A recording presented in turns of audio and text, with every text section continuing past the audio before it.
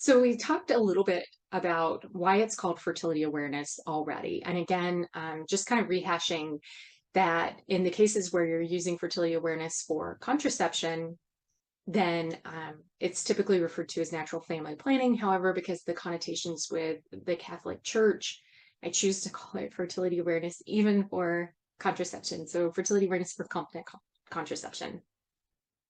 Despite what you may have learned in sex ed, can, I don't know, junior high or whenever, women are not fertile every day of their cycle.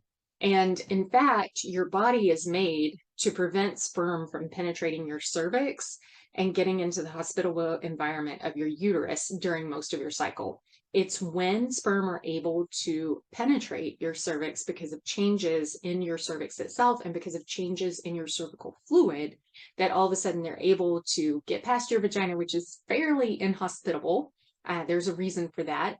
The acidic pH inside your vagina also protects you from things like bacteria and viruses and just any kind of infection from the outside, along with being naturally spermicidal.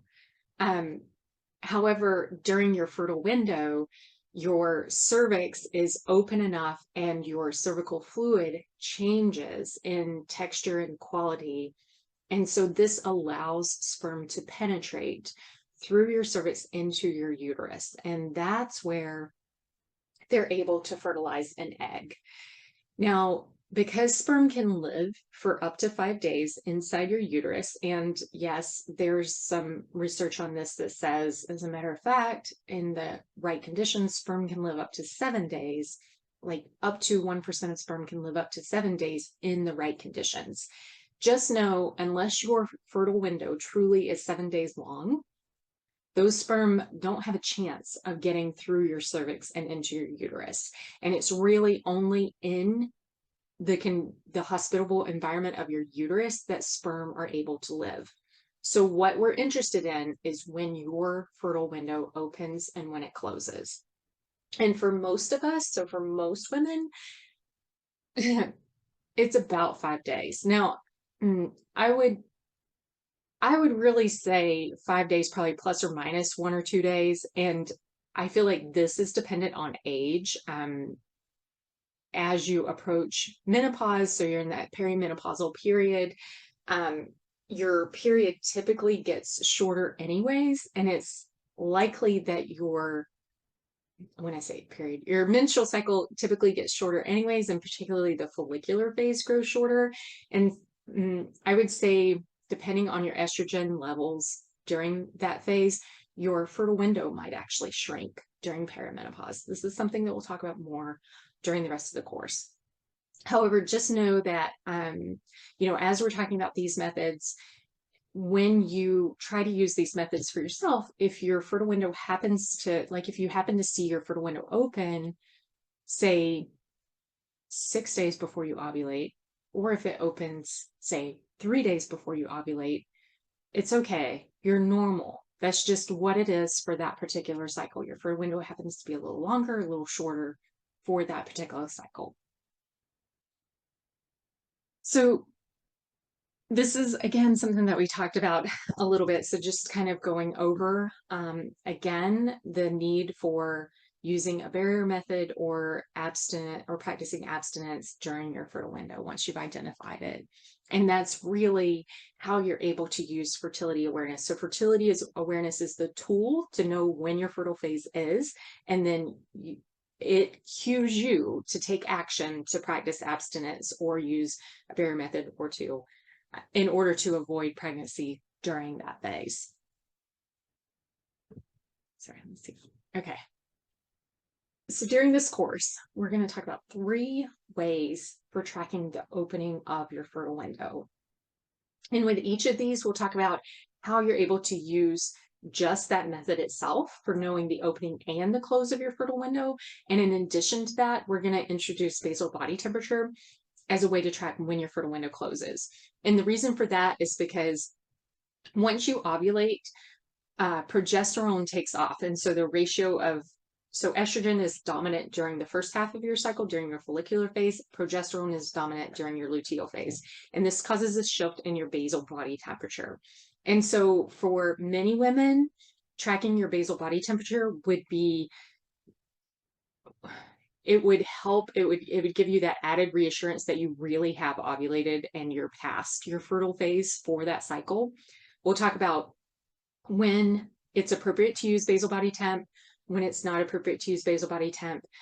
Because if you have things like low progesterone, if you are a shift worker, if you are up a lot during the middle of the night, so have a newborn babe or something like that at home, then your basal body temp can be disrupted. And so you might want to rely on a different way of determining when your fertile window closes.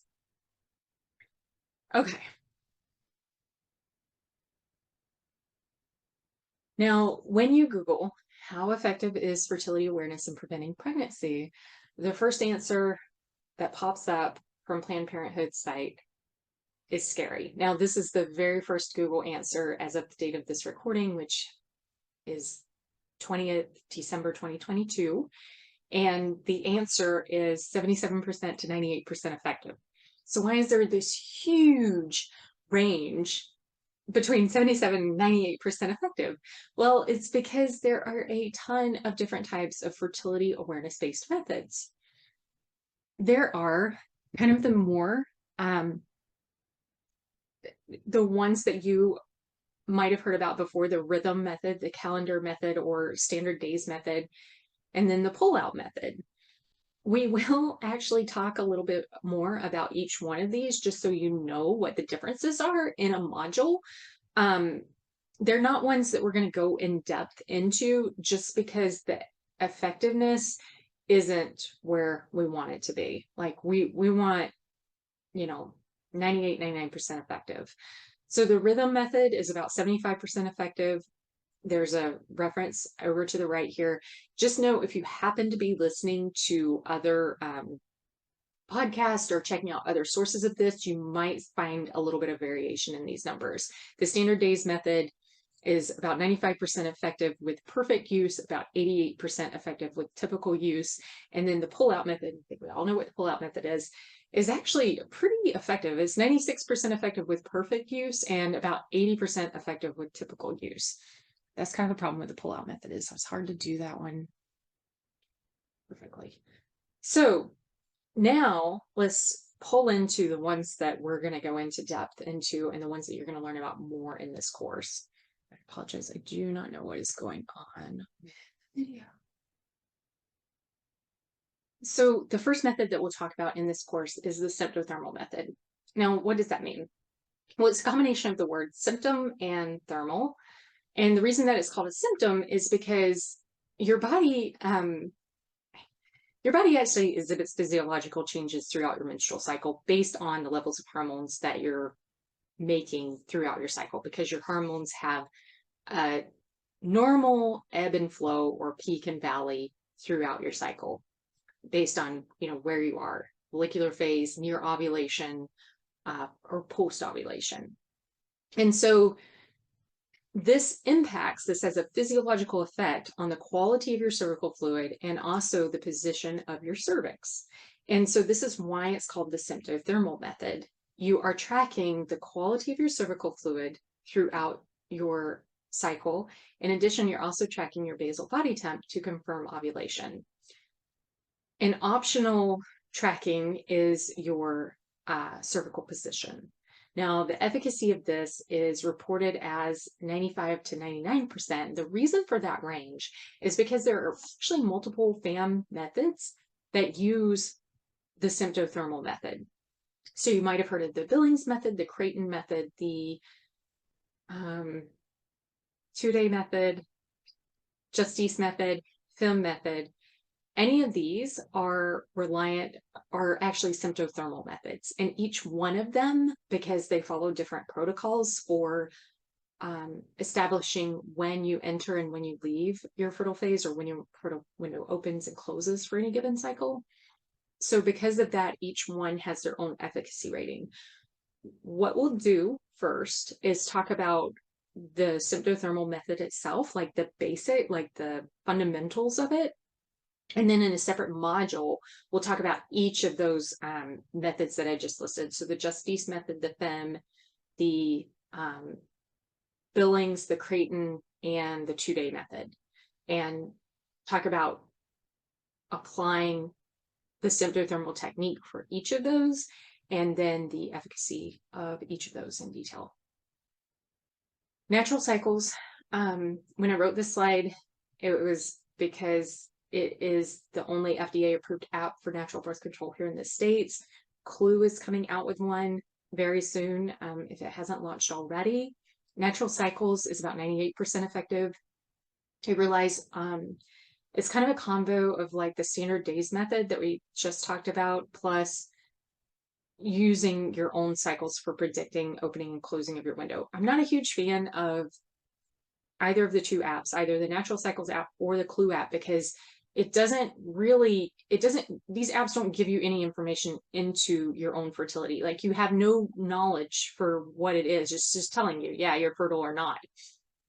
I mean, for me, I want to know, like, I want to be able to test. I want to be able to see something like physiological or quantitative every day.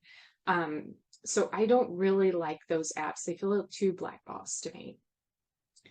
Then we'll talk about the conductivity monitoring method. This is synonymous with electrolyte level monitoring or electrical resistance monitoring. And this one's up to 98% effective at predicting ovulation. It actually has a pretty big window for predicting the opening of your fertile window, which is good. And then lastly is at-home hormone monitoring method. There are a couple different ways to do this. So you can do this quantitatively with the Marquette fertility monitor, or you can do this qualitatively. So quantitative gives you a number every day. And here for, leading up to ovulation, you're interested in your estrogen levels and also your luteinizing hormone levels.